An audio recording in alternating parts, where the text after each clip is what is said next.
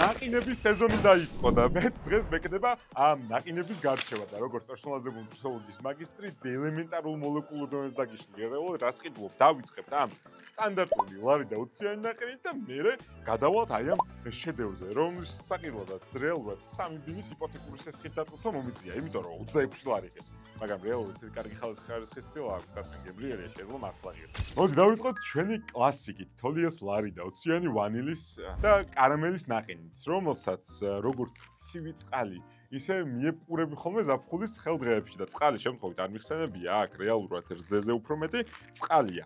მერე მოყვება დიდი ნუსხა მცენარეული ცხიმების, რომელზეც ცოტა ხანში გეტყვი რა არის ქოქოსის ზეთი აქვს გაკეთებული, უცხიმო რძის ფნილი, გლუკოზის სიროფი და მერე წავიდა მენდელევის ტაბულასავით ჩამორეკებული ესჭები ემულგატორები E1422, E407, E202 და მერე შენ გიჟდები. კაცო, ჯერ ჩემი მშობლების თაობის გამკვირვებია. ბავშვობაში რომ მეუბნებოდნენ კინდერში და იმაში ჩიპსებში ემულგატორებია, საზიზღრობაა. ამაში რომ ემულგატორები არის საზიზღრობა, ზაფხულის დღეს რომ უბახუნებს 15 წელს, რომელიღაც ერთ-ერთი ჩემი მშობელი?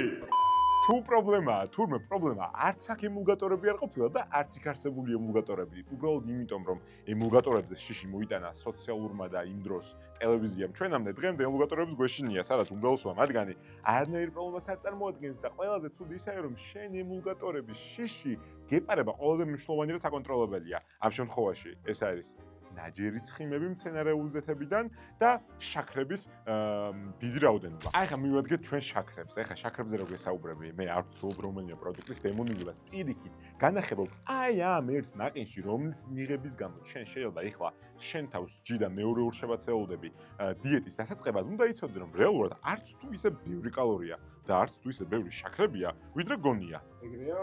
ეგრეა. ბევრი კალორია რატო? 195 კალორია აქ ერთ ნაყინს. და შიგნით აქვს 13 გრამი დამატებული შაქრები. ზოგიერთი მათგანი არის დამატებული და არის რძის პროდუქტში არსებული შაქრები. ანუ რეალურად მე თუ დღეში 5 ცალი ესეთი ნაყინი არ ვჭამე, თითქმის არაფერს არ ვაჭარბებ. შემიძლია მივირთო ერთი ნაყინი, მივიღო 200 კალორია, დაახლოებით 2.5 ჩაის კოვზი დამატებული შაქრები და რომ იცოდე 2.5 ჩაის კოვზი დამატებული შაქრებს სხვა ბევრ რამეც გაძლევს, რომელსაც ეხლა არელი რომ გაძლევს მაგალითად წვენების და მაგისთვის ის ვიდეო ნახე რაც წინა კვირას დავდეთ. რეალურად ეს არის ერთ-ერთი ყველაზე უწყინარი პროდუქტი, რომელიც შენ არის, მაგრამ იმიტომ რომ შიგნით არა მარტო შაქრები, არამედ ცხიმები და ზოგიერთ მათგანს ცილა აქვს, რეალურად არ გამოიწვევს შენი შაქრის ისეთ ქრაშს, ანუ ნახტომს და მერე ქვემოთაცემას, როგორც გონია. ეხლა კიდევ ერთხელ ამით არ ვცდილობ გითხრა საუზმეზე, სადილზე და ვახშამზე ნაყინი მივირთო. იმის თქმას ვცდილობ, რომ შაქრები არც თუ ისე დიდი პრობლემაა, როგორც შენ გონია და გაჯერებენ, მით უმეტეს ზაფხულის ხელდღეებში. იმიტომ რომ რა უნდა გააკეთო ეს დაუცველი ცხელა, ადექი, ფიზიკურად აქტიური იყავი, მეგობრები ნახე, არ ვიცი, სპორტულ აქტივობას მიყავი ხელი და ეს შენი ური ჩაისკოვს დამატებული შაქრები ისევ მარტივად გაიცოცხება შენი სისტემიდან კუნთების მიერ, როგორც შემოვიდა. ამას პრობლემა კალორია? ერთ პორციაზე მაქვს 195 კალორია კი. რაც მინდა 100 გრამზე რო დავთვალო, 80 გრამზე მჭირდება. რო არიცი ეტიკეტის კითხვა მაგის ბრალია. შენ კი არა, შენ რო არიცი ეტიკეტის კითხვა მაგის ბრალია, იმიტომ რომ შაქარი ჩემი პრობლემაა და იმიტომ რომ იცი რომ არ მოძრაობ და მთელი დღე თუ სავარდალთან ზიხარ და სამეცეთ ნაყინს უბაყუნებ, კარგი არაფერი მოუვა შენი გლუკოზის კონტროლს აქედან 20 წელიწადში.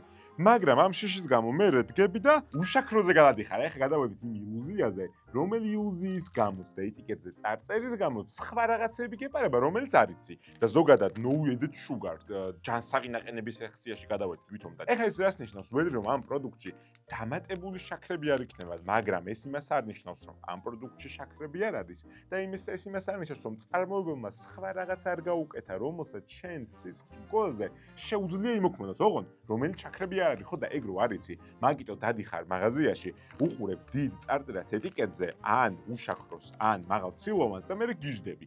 ან ძალიან მაღალ ფასიხდი, ან მხოლოდ უშაქროს ეტიკეტზე ელოდები რომ დაგხვდეს, რის გამოც ერთი შენ ჯანმრთელობის გზაზე წინაბის ვერ გამკიარა. ზოგ შემთხვევაში აზიანებ კიდევაც შენ ჯანმრთელობას და მე გიკვირს ყველაფერს ვაკვირდები და ვიცავ რასაც ონლაინ მედიამ თავაზობს, მაგრამ მაინც არ მივდივარ ჩემ მიზნების გზაზე, ეს იმიტომ რომ რეალურად მტკიცებულობას დაფუძნებული ფაქტები გაყრია, მათ შორის ეტიკეტის კითხვის და ეს არის ის უნარი, რომელიც ყველა ადამიანს უნდა ქონდეს გამომუშავებული და შენც თუ გინდა რომ დახზე მაღაზიის სექციაში უშაქროსა და მაღალცილოვან შორის მხოლოდ წარწერები არ მოგატყუოს მაგისტვის ის რომ აკადემიაში დავამატეთ უმაგრესი ვორქშოპების სერია, რომელზე ინფორმაციის ანახავადაც აი ეს ლინკი ნახე სარეგისტრაციო ჩვენ ჯანსაღი ცხოვრების გზაზე აუცილებლად წინ გადმული ნაბიჯი იქნება, მაგრამ ეხლა დაუბრუნდეთ ჩვენი ნაყინების განხილვას და ეს ჩემი no added sugars.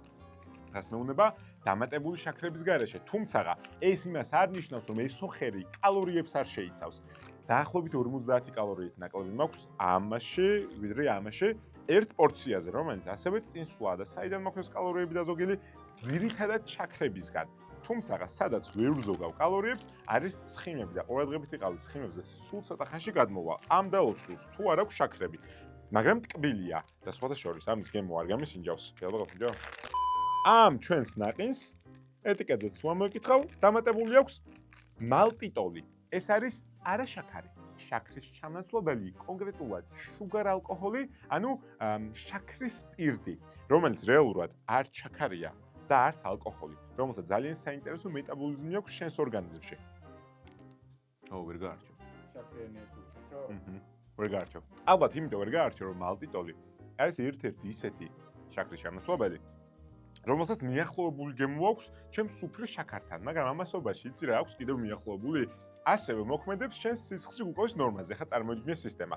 მალტიტოლი, რომელიც არის შაქრის ალკოჰოლი, რომელიც შენს ნაწლავებში ჩაედინება კუჭიდან, რა თქმა უნდა, და ნაწლავებში, წვრილ ნაწლავში ის მაკრატლები, რომლებმაც ეს ოხერი შაქრები უნდა დაშალონ, ვერ დაშლიან ამ ჩემს მალტიტოლს, რის გამოც ძირითადი ნაწილი სუბუქი პასიური დიფუზიით მაინც შეძრება ნაწლავებში, იმიტომ რომ ძალიან პატარა მოლეკულაა.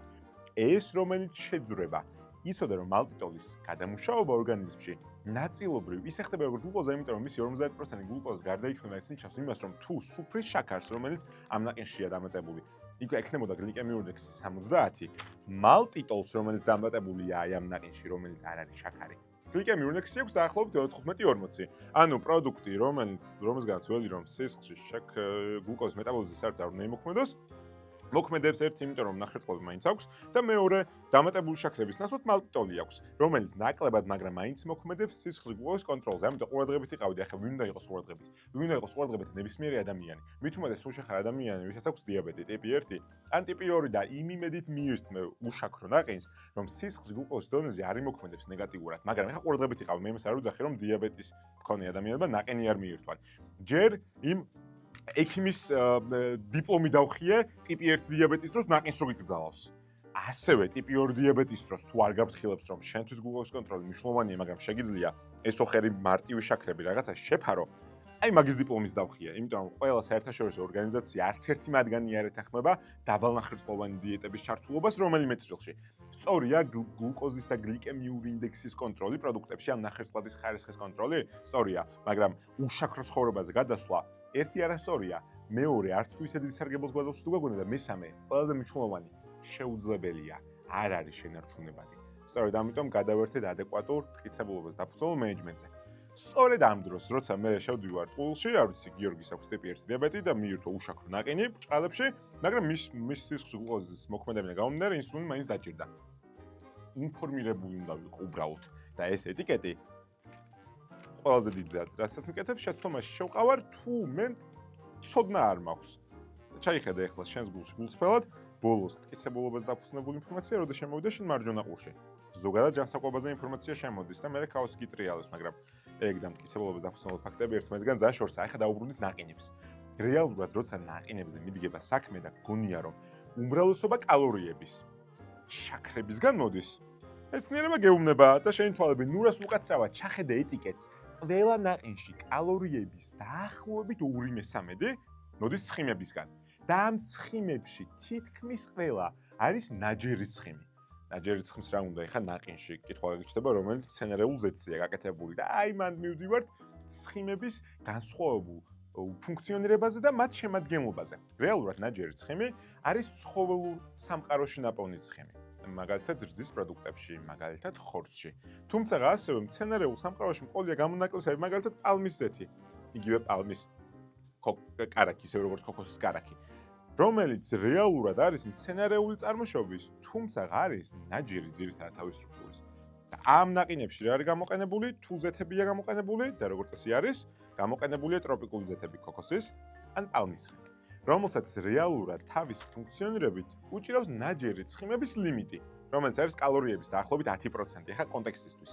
შენ თუ 2000 კალორიიან დიეტას მიყვები, შენი ნაჯერი ცხიმების ზედა ლიმიტი არის დაახლოებით 21-22 გრამი. და რასაც ნახავ ხოლმე აი ამ ნაყინებში და ამ ნაყინების ზუსტი ეტიკეტის გარჩევა იმ ლინკთან ერთად ნახე, საიდანაც მოსაწვევი დაგხვდება ჩვენ პრაქტიკულ ვორქშოპზე, შეიძლება ორი ნაყინის მიღებით ნაჯერი ცხიმების რაოდენობა ლიმიტს მიაღწიო.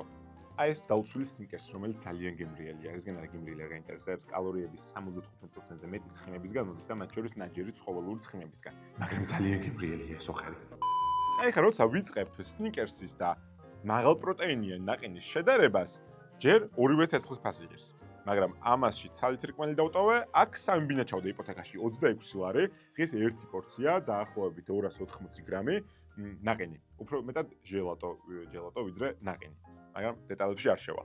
რა აქვს ახლა ამ ნაყინს? ისეთი, რაც სხვა ნაყინებს არ აქვთ. ერთი, პირველი, დაბალი კალორიების სხვებთან შედარებით. ანუ რეალურად მთლიანი კოლოფი მე მომცემს დაახლოებით 450 კალორიამდე. მაშინ როცა ერთი ნაყინი, როგორც ვთქვათ, ერთი სნიკერსი, ეს პატარა, მომცემს ესეც დაახლოებით 200 კალორიამდე, თუმცა პორციული გადანაწილება რაიმე არ მოგატყუოთ. ხო, 200 კალორიამდე, 190 კალორიას. თუმცა პორციული გადანაწილებით ეს მთლიანი ბანკა რო უჭამე, იმიტომ რომ მართლა ძალიან გემრიელია და ამასობაში სნიკერსს რომ მიმეღო, სრულიად განსხვავებული დანაყრების გრძნობა წამოვიდოდა. ანუ ეს ნიშნავს, რომ ეს ნაყინი ამას შედარებით ჩემპიონია კალორიებში. 100 გრამზე ეს ნაყინი მომცემს დაახლოებით 150 კალორიას, მაშინ სნიკერსი მომცემს 180 კალორიას. კიდევ უფრო მეტს, უფრო სწორად 300 კალორიამდე 100 გრამზე. ანუ 100 გრამზე კალორიული ნორმით ეს ამაზე დაახლოებით ნახევარი და საღამოს კალორიები დაზოგილი სადაც ცხიმებში. შაქრებს გაძლევს დაახლოებით იმდენივეს, რამდენსაც სხვა ნაყინი მოგცემდა. თუმცა მაღალი ცილის შემცველობა და საინტერესო ეტიკეტს შეხედავ, ნახავ რომ მაღალი ცილის შემცველობა აქვს რძის ცილისგან წამოსული, რომელიც ზოგადად ბიოშეღწევადობის მაღალი ხარისხით ხასიათდება. ძირითადად კაზეინის ცილა იქნება, რომელსაც ვერ გამოვიყენებ ცილოვან დანამატად. ეს ოხერი არის დესერტი. არ გამოიყენოთ ვარჯიშის შემდგომ, ვარჯიშამდე ცილის შესავსებად, მაგრამ 20 საათიან ჭრილში ჯამური ცილის რაოდენობის შესაძლებაში დამეხმარება, იმიტომ რომ მთლიან პორციაზე 20 გრამ ცილას მაძლევს, რა თქმა უნდა დამეხმარება მით უმეტეს, როცა რძის ცილის წყარო არის ძირითადად აქ არსებული 20 გრამი პროტეინი. ანუ რეალურად ეს ოხერი არის ძალიან კარგი ალტერნატივა ჩვეულებრივი ნაყინის, ოღონდ ერთი რაღაცის გამოკლებით არ უნდა მიმართოს ჰაი-ლოს ეფექტი.